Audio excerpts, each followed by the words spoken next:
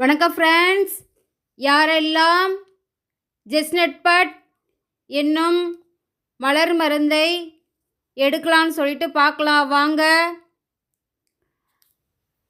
கவனக்குறைவு உடையவர்கள், escaping mentality உடையவர்கள், நல்ல குரு கிடைக்க வேண்டும் என்று நினைப்பவர்கள்,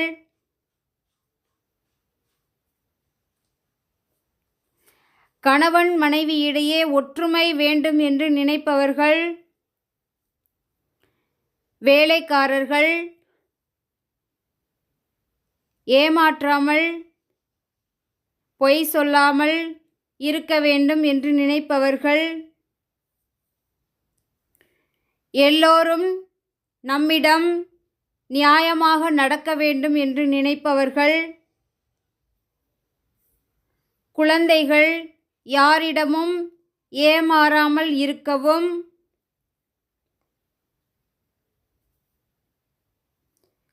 மாணவர்கள் நல்ல மதிப்பெண் வாங்கவும்.